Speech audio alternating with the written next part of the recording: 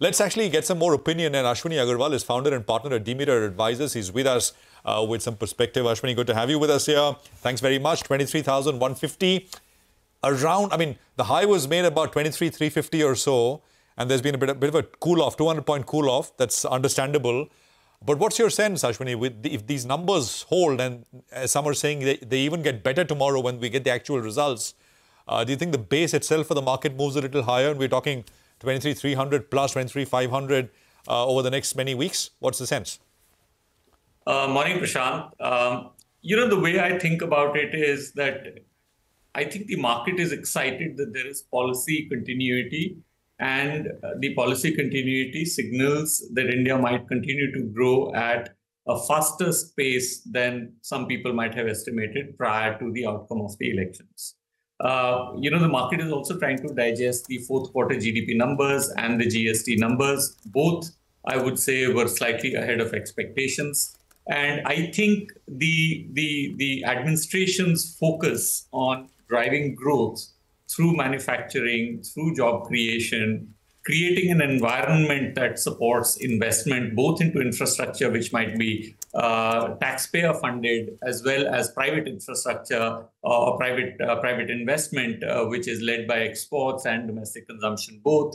I think these are very, very important drivers of long-term value creation. So, I don't know what happens in the short run. I mean, short-term rally could be driven by short covering. Some people were positioned to protect a significant downside in case the outcome of the elections was contrary to what appears to have happened. But I think, leave the short term aside. I'm not worried about the short term. I mean, short term, we could be up, we could be down, it doesn't matter. I think in the long term, what I'm seeing is prospects of sustained long-term growth, which is very exciting. I think also there will be some speed bumps along the way, including potential reforms to capital gains taxes in the budget. So we'll have to see how we navigate those. But overall, I think from a long-term perspective, this outcome is very good for the economy and therefore very good for the markets. Okay, well, that is the long-term view. In the near term, still 600 points up, but closer to the 23,000 mark right now. So a bit of a cool-off from the absolute sort of opening bull charge that we saw. Ashwini, hi, great to have you with us. So, the long-term is fine. I think long-term people do understand that there's a lot happening in this economy, in this marketplace.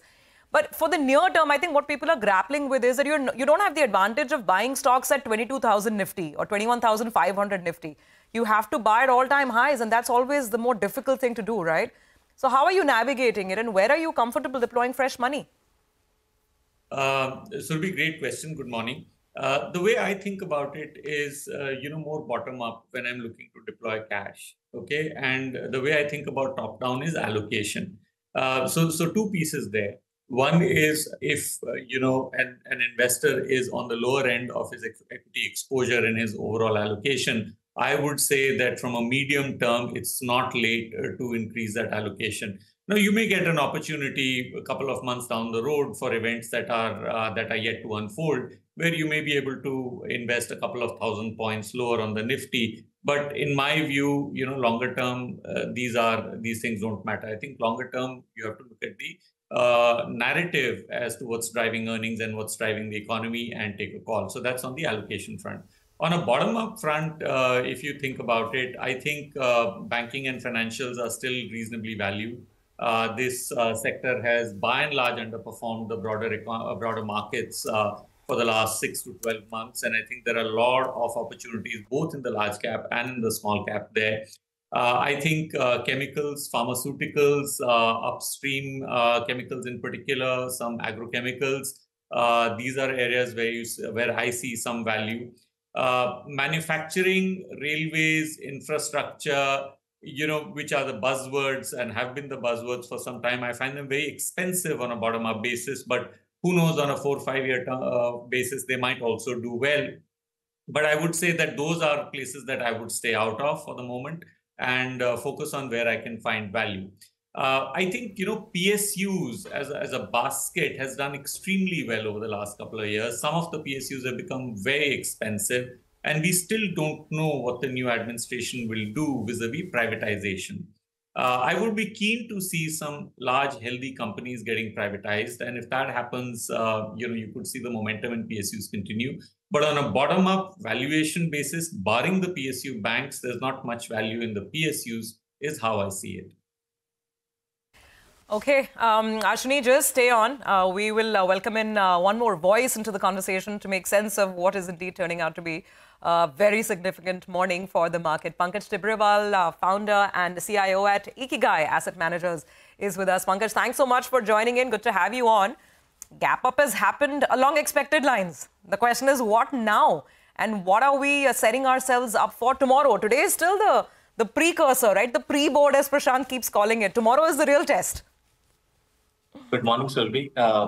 I think after 2 terms, coming again with a 2/3 of majority as the exit polls suggest is an amazing one. We believe that markets post tomorrow, assuming there's no major negative surprises come in comparison to the exit polls, markets will change the narrative towards who's becoming or who's taking which portfolio in the ministry and towards the budget. And I think the big event will be behind us. I think going from here, I think what markets will look at is, one, continuity of the policy. And I think the first term was all about cleaning up, getting the acts in right, getting the reforms in place. The second term was laying the foundation for manufacturing, industrial push, and infra. And I think the continuity of policy, along with the welfare of people at the bottom of the pyramid, could be the major drivers for the market going forward. And so we don't forget, market is a sangam of fundamentals, flow, and sentiment. The flow and sentiment all are with us. Fundamentals on the earnings side has been very strong, barring fourth quarter. And I would like to suggest, or I would like to indicate that the fourth quarter numbers hints towards some slowing down on the non-BFSI. I look at NSE 500 companies. The earnings growth was strong at 14%. But when you dissect between BFSI and non-BFSI, the 87 BFSI company earning growth was 24%, but 412 companies on the non-BFSI side grew only by 8%. So I think the margin tailwind is coming down, and the top line has been sluggish at about 4 to 5%. We should keep that in mind because finally stocks are slave of earnings. So flow is positive. Sentiment is extremely positive. We need to see whether fundamentals also catches up as you move ahead into the markets. Sure. I have a quick question for both the gentlemen, if we can have actually both Ashwini and Pankaj as well, so we can see both of them. Quick question on policy continuity from here on, because there's a growing chatter in the market. Obviously, the next is about who gets what ministry. And Pankaj and Ashwini, I mean, increasingly we are hearing a lot of chatter and nervousness around capital gains tax. I don't know if that's just real chatter or if that's a real concern. Very quickly, Ashwini, I mean, in terms of who will continue to head the ministry, it's a completely speculative question, I know. But in terms of financial policy continuity, what are you expecting? And are you really worried on tax? So, Surabhi, I'm just taking a cue from what has been said by the Finance Secretary and also mentioned by Finance Minister Sitharaman earlier this year, not in the last couple of months, but earlier this year, that they want to rationalize capital gains tax across asset classes and across, holding periods. Now, if you do a rationalization, that means that that indicates to me at least, that some of the higher rates will be brought down. From a tax neutrality perspective, that would indicate that the lower end of the band on some of those capital gains tax rates need to go up for the government revenues to remain where they are or hopefully grow from here. I think the vision that Prime Minister Modi has for India, which includes public welfare, as Pankaj very correctly mentioned, requires that the tax revenues continue to grow at a healthy pace. So, putting all this together, my expectation would be of increase in short-term capital gains tax, or at least the period of holding for the long-term capital gains tax. That's what I would expect from the budget. My sense is that my hope is that it won't be very, very significant, but we'll see how that goes along. Yeah. No, got that. I want to Pankaj, you can, good morning guys. Prashant here. Pankaj, morning, good to see you on a day like today. You can talk stocks now, Pankaj, right? I'm going to give it a shot at least. I was telling Samir in the morning, by the end of the week, I mean, if these polls hold, there will be stocks which are up 30-35%, Friday to Friday. So I'm not talking about what will do well this week, but give us some ideas. I mean, where one can make absolute returns from here. For our viewers, actually, yes. Good morning, Prashant. I think the entire narrative is around manufacturing, industrials, cap goods. And if you remember 4 or 5 years back, we were the first fund house at Kotak to call for that from an upsurge on the manufacturing and infra perspective. But when I look at bottom up, I think the expectation of the market from some of these names on railway, defense, PSUs are at crazy levels. And I believe it will be quite challenging for managements to keep up to their expectations. On the other hand, 5 years back, the darlings of the market, the consumption names, are almost trading at similar valuations or lower than what they were at March 2019. We believe that this term could be welfare of the people at the bottom of the pyramid. And it makes sense to, along with the infra push, manufacturing, all those narratives and the policy continuation, look at consumption names both on discretionary and the FMCG. Just to give you some data points, the FMCG weightage in the NSE 500 is now at 8%, which is about 13-year low. And whenever we have seen that happening, probably FMCG has surprised us, both on staples and discretionary. So that's a contrarian call today, but I think that could make you money over the next 5 years. The second point is the financials. I think private sector banks have derated massively. They have delivered on earnings growth. But from here on, for the next couple of years, I think that could be another space from a bottom-up perspective where one could make money. The third space is pharma. We have seen for the consecutive last couple of quarters that pharma has delivered on earnings surprise. We believe that going forward into the next couple of quarters, with US generics being in a sweet spot right now, I think pharma names can throw a positive surprise there as well. These are the three sectors which markets are negating today. And we believe there is opportunity from a bottom-up perspective on all these three sectors, along with obviously infra push, along with manufacturing, and along with industrial names. But those are very expensive as we speak today. Yeah. And if I can pin you down a little bit more, consumption, consumer discretionary, FMCG, I mean, are we talking about, go one level down. Are we talking about, say, QSR name? I mean, is that as a category? Do you like that space? Are we looking at, just pure staples yeah? So, Prashant, we are looking at names where there's non-linearity on the margin side. Many of these companies have continued to spend on expansion, expand their footprints, but because of the sluggish SSG growth, the margins have not yet, moved up. We believe that many names have non-linearity on margins, and once you start seeing early green shoots, and over the last 40 days, I have been on road for roadshows as well as meeting companies, and there have been evidence of early green shoots on consumption side.